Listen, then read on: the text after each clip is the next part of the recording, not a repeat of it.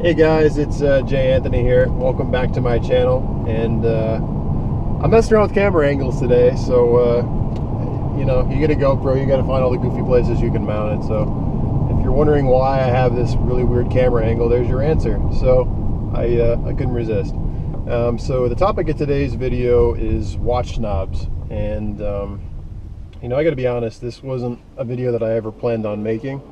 But it's something that comes up in the comments quite a bit. I understand a lot of my viewers, you guys, have had a lot of issues with dealing with snobby people in the watch world, especially on the high end of the spectrum. And you know, truth be told, I've experienced a lot of that as well.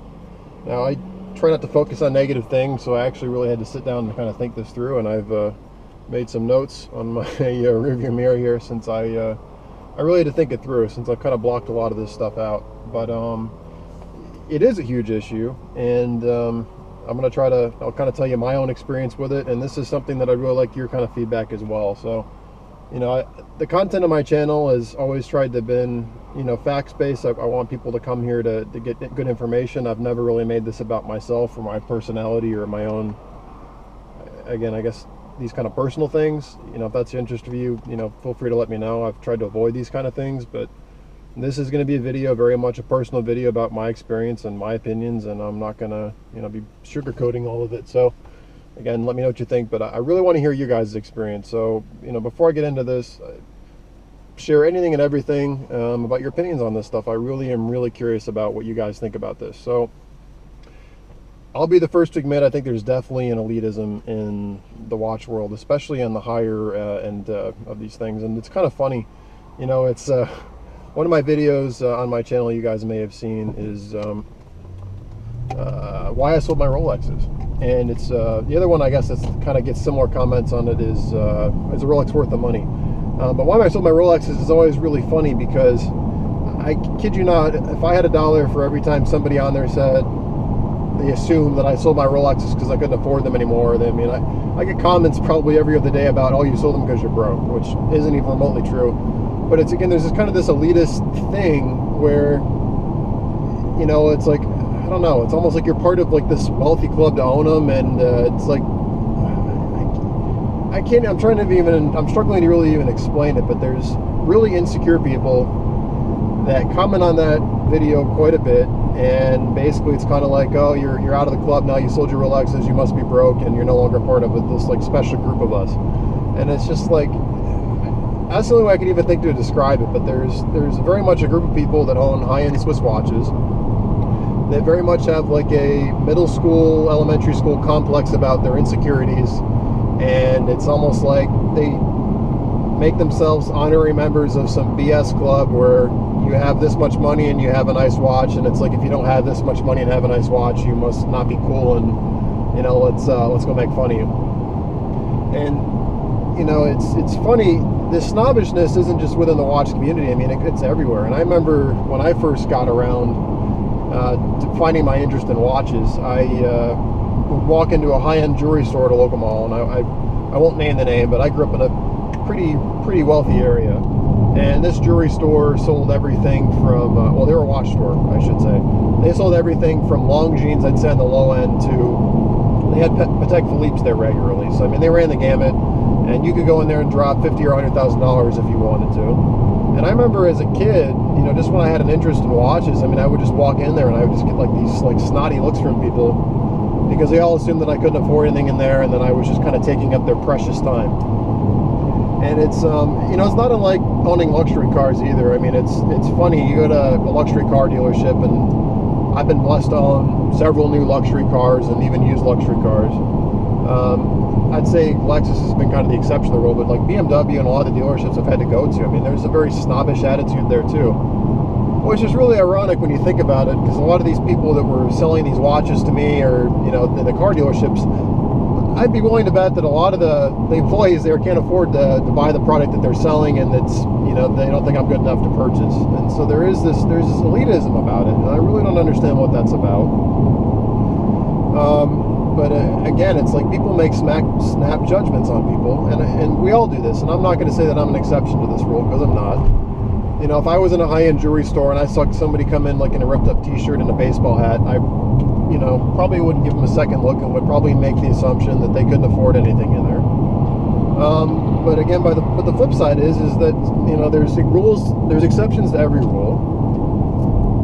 And, you know, one of the struggles that I've always had, and I'm curious if you guys can relate to this too, is, you know, watches are a huge passion of mine, cars are a big passion of mine, and it's very much my opinion that you can be very passionate about watches and cars and have a ton of money and or have next to no money, but at the end of the day, you're an equal member of the group of, you know, just kind of enthusiasts, because you all share one thing in common, that is hopefully all sharing the same passion for, you know, watches or cars. And so I never really understood this whole elitist of, you know, only rich people can be real watch enthusiasts or car enthusiasts, and, you know, you must have a watch that costs this much money to kind of be like an honorary member of this club. And it's just, you know, I hear a lot of you guys in my comments tell me that, you know, a lot of even the content you're watching on YouTube of people, YouTube of people reviewing Rolexes or other, even, I mean, like Rolex is only like a mid-tier brand, but like Patek Philippe's in particular, you know, there's guys that make up content, and I've seen some of these videos too, and I've met some of these people in real life, that it's like, if you don't own one of the, you know, the holy trinity of watches, the Audemars Piguet, or if you don't have a Patek Philippe or a Vacheron and Constantin, then you're not a real watch guy and you have no credibility, which is utter nonsense. And you know, I don't know, I try to be nice on these videos and try not to, you know, say anything that's going to offend anybody, but I mean, there's a bunch of people that jerk each other off because they have a $50,000 watch, and they think because of that makes them more of a watch connoisseur than anybody else. And you know, there's a lot of people that have very expensive watches that don't know shit about watches, and there are a lot of people that have $50 watches that are much more of an authentic watch enthusiast than those people will ever be. And, you know, I really don't understand why this culture exists. You know, a lot of it's obviously founded on insecurity. There are a lot of really insecure people that, I guess the only way they feel better about themselves is putting down people that don't have what they have. And, you know, and I'm not saying that I'm indifferent to this or that I'm above all this. I mean, there is a little bit of a pleasure, I'll be the first person to admit to this, of having something that's very expensive and knowing that there's something that not everybody can have. You know, when I, you know, had my 18 karat gold Rolex, or I had my Daytona or other stuff, it's like, I'm not going to lie, there is a specialness factor of knowing that you have something that is not something everybody can have. I mean, there's a sense of achievement behind that. And I'll be honest too, when I met snobby people, and if I knew they couldn't afford one, I got an extra bit of satisfaction from knowing that I had something they couldn't have. So I'm not claiming to be perfect by any stretch of the imagination. But it's funny, I mean, people make such snap judgments on things. And so again, I go back to my videos, you know, people see that I sold off my Rolexes and they automatically make the assumption that I went broke. And, you know, I can only afford Seikos now, and, you know, I'm officially being kicked out of this, you know, watch connoisseurs club, which is utter nonsense. And I mean, it's like, you know, the flip side of the fact is, though, I mean, the fact of the matter is, right now, I could go out and buy a Patek Philippe, you know, perpetual calendar. I am blessed enough that is something I totally could go do. But does the fact of the matter that I could go purchase a Patek Philippe annual calendar right now, does that matter, or should that matter? I mean, I don't think it really should. You know, just because I can afford to go buy a really expensive watch doesn't make me more or less of a watch guy or girl, if I have women watching this. And, you know, it's like, and I tell my viewers this too, I have a lot of you guys telling me that you're really into watches, but you want to get something that's going to give you some credibility and some status. And I try to tell you guys, you know, if you're buying something because of how it's going to make you look, I think you're buying it for the wrong reason. You know, I get enjoyment out of my cheap watches, and I love, like, this Seiko Monster. I wear this thing constantly.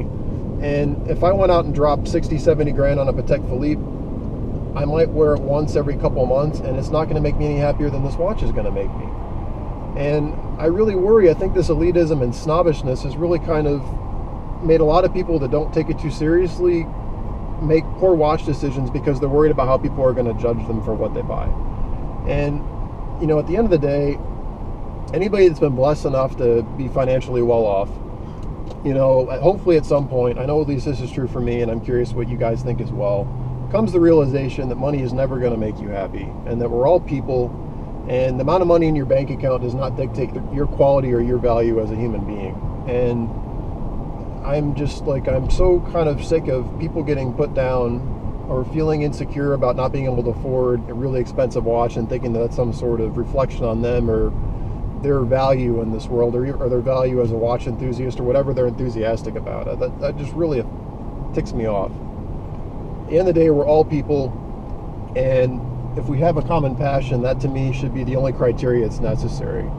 But these things, they become part of this like uniform. I mean, I remember when I stopped wearing or like carrying around like my Louis Vuitton wallet, and I bought a Coach wallet because my Louis Vuitton wallet was falling apart.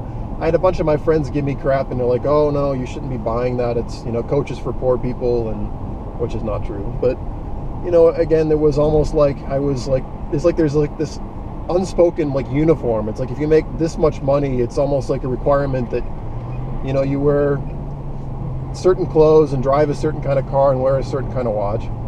And I'm not going to say again that I'm above all this. I mean, I have really expensive shirts, and I've had really expensive watches, and I've driven really expensive cars, but some of it almost becomes like an expectation. It's like, you know, it's almost like you need to have like a uniform if you're within a certain level of income bracket.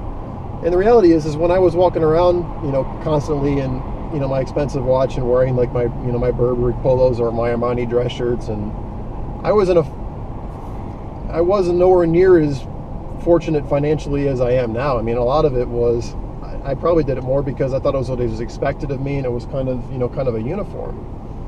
And you know, now that I can afford basically whatever I want, I'm not gravitating towards that stuff. So again, I'm rambling a little bit, but for me at least, if you're fortunate enough to come into a situation where you can afford any kind of watch you really want, you know, as I've been blessed to be in, to me it all comes down to value.